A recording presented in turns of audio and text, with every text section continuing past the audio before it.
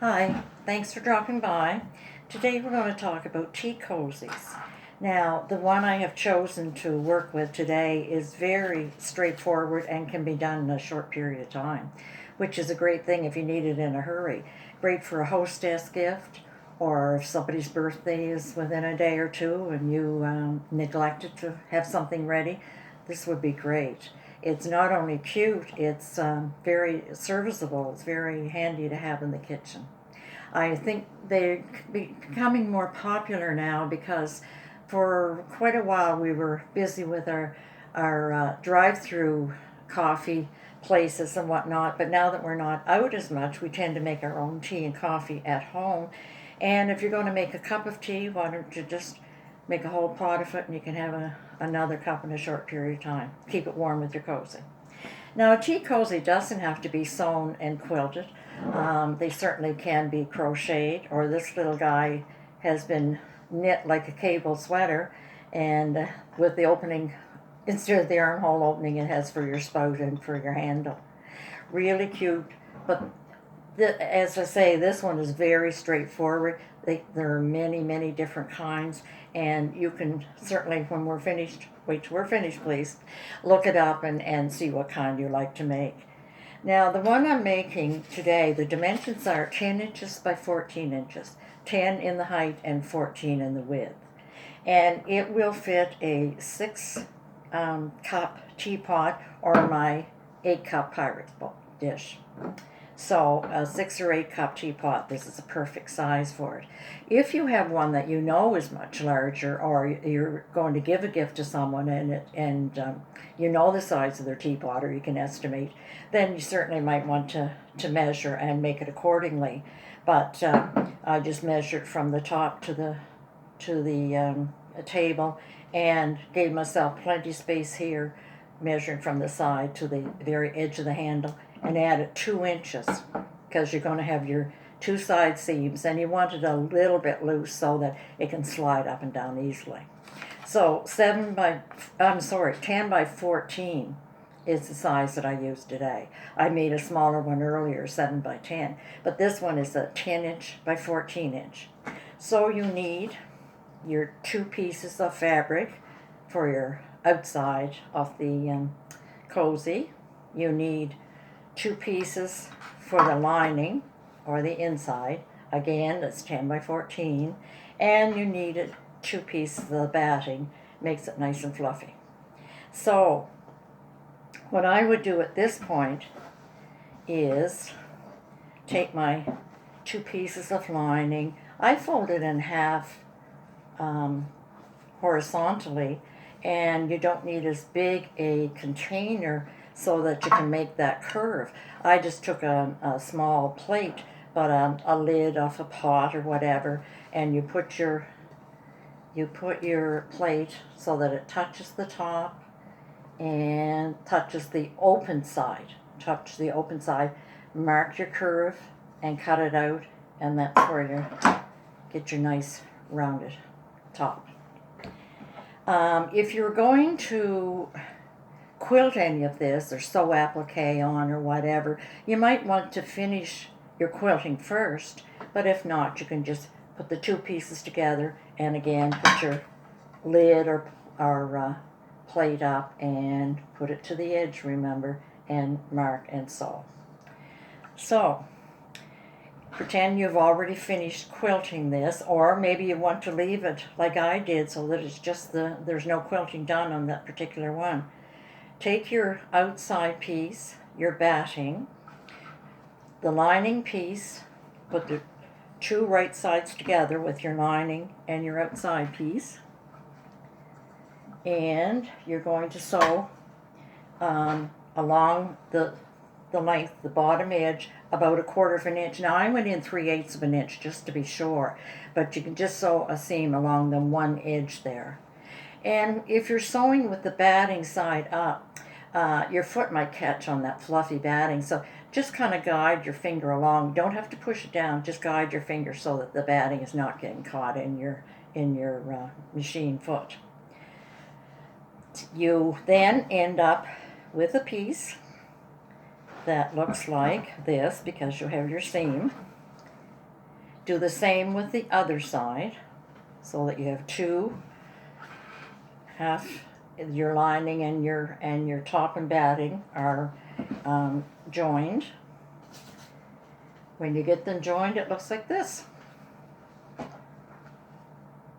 And they have the top and the bottom side. Now you're going to sew these two together, not bottom, the lining. You're going to sew these two together. So when you're putting the matching the seams here, be careful that they do match. It's the only place you have to match in the whole project. But be careful they do, especially if you have different fabric. If the fabric is the same, it's not as crucial to really watch. But mine is quite different, so I had to be careful. Again, when you go to sew, leave about 3-inch gap somewhere. I think I left it here. 3-inch gap in your lining part to turn it out to the right side. And of course you're going to back stitch each side of that gap so you're not pulling and it doesn't rip back. So around the perimeter of it, and you then turn it right side out. Whoops, I just pulled a, after telling you, I just pulled a stitch. Trying to hurry. Turn it right side out. You probably want a skewer or some kind of a ruler or something to completely get it through. I have a pencil here I haven't sharpened yet. I'll use that. So, and you'll see where it's important that you do your matching up your seams. Put it all the way through. Now this particular one, I did a little bit of machine stitching before I started to sew it. I just went on the diagonal, did a little machine in the front, but not in the back. Your lining, of course, you want to finish this little opening. You can fold it down and make about a 1/16 inch of a seam along there. Or if you want to do it by hand, it would probably, you get it more invisible if you did it by hand, if you're going to use it as a reversible tea cozy. Put your lining inside your top, and this is where you might want your pencil or your skewer or whatever you have. Work with a little to get it fit correctly. And when you have it in, I would sew a seam along the very edge down here. You might want to put the seam so that it doesn't show, and sew a little bit of an edging along there, just so that when you wash it, the two sides are distinct. That keeps its shape, and it gives a little more stability when it's standing up on the countertop with your teapot under it. Now, I liked what I did with the first one by putting the little edge. I took a little bit off the lining, and about 1/4 inch, and slid it down, and kept it at that spot, and I did a sort of a stitch in the ditch. I sewed along the seam that we used to join the two, and just put a little bit down so that it has a little bit of a trim, kind of add a little to it. And it's kind of the color of tea that would spill, so I figured if I spilled any, it might just not be as noticeable. This particular one, I liked that I could pull the red down a little bit, and I am going to finish it that way. I think it just adds to it. You can see it brings out the red that's in the particular fabric anyway. And I'm going to, when I get it stitched, I'm going to stitch just along that seam that we made to join the two together. You can pull it down. I wouldn't go any more than 1/2 inch, if that, because remember, if it's going to be reversible, you don't want it shorter than the other side, but there's plenty there that you can put the little bit of lining down at the bottom. And it is cute. So, you can make it under an hour. By the time you do your cutting, even if you're quilting on the front, and construct it, you're well under an hour, I would think. But it's a cute gift, and as I say, you see them more and more now. And this one, very plain, didn't do any particular quilting or any embellishments. This one, I did a little bit of the quilting on one side. And my friend Marlene, of course, has loaned me some of hers to look at, and just to show the difference if you want to go one step further or 2 or 3 steps further. She has a very pretty one. Now, they can be various sizes. It depends on the pattern you have, or, as I say, the size of your teapot. This is a pretty one. She added a bead embellishment on the top. It's completely reversible also, with the butterflies on the inside. And you don't see any seams. So that's completely reversible. And the second one that I have of hers, it is reversible, but it's the same fabric on each side, and she did sort of a semicircular sewing for a little bit of quilting to add a little something to it.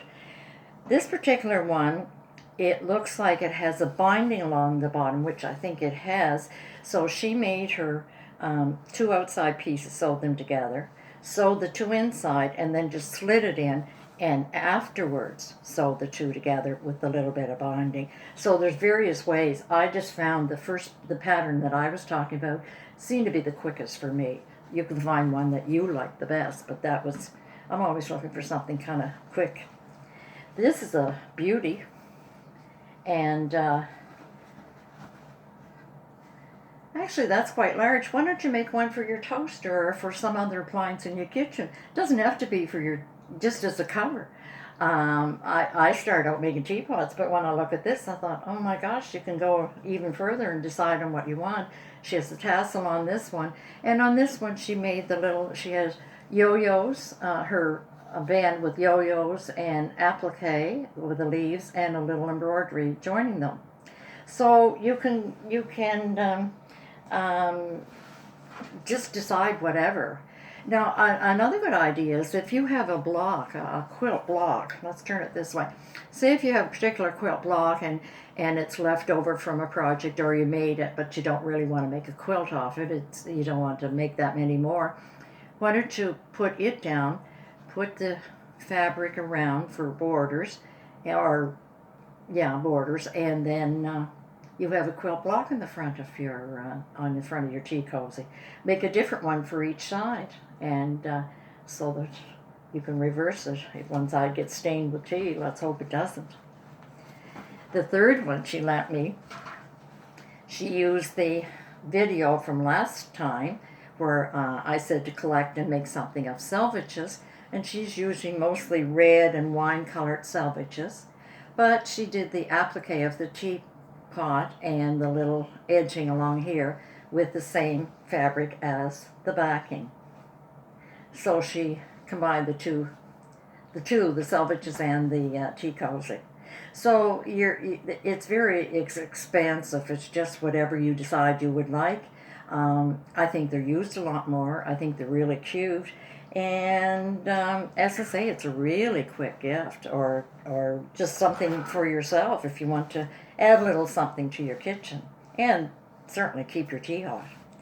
The one thing that I did notice was some of the patterns had tall, thin carafes, and they made the cozy for the carafe, or for have a tall, thin teapot.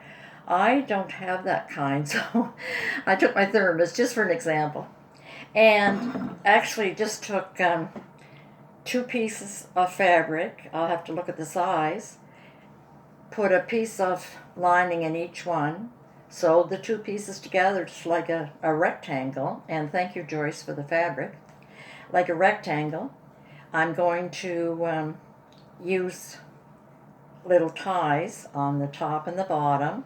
And because this design has a little bit of white around the navy, I did a zigzag stitch in the middle of my tie rather than fold it in half and fold it in. I just turned it over once, and the zigzag stitch sort of looks like it belongs to that, and it's quicker to do.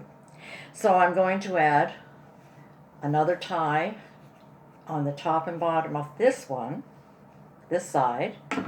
Then if I had a carafe or a tall, put it around and tie your 2 ties. The top and the bottom here, you have your 2, and therefore it's just a rectangular one. This is a little taller. If this was an actual carafe or coffee pot, I would make it a little shorter so you're not going to get any drippage there. This one I was just gauging, and it's a little bit taller. But that's a quick one, just a rectangle. And on this one, I did the straight up and down quilting on one side, and just did around the blocks on the other side. So if you're going to have it reversible, you can do whatever. You don't have to do the same thing to both sides. You can just adjust it however. So that's it for today, and I hope you enjoyed seeing them.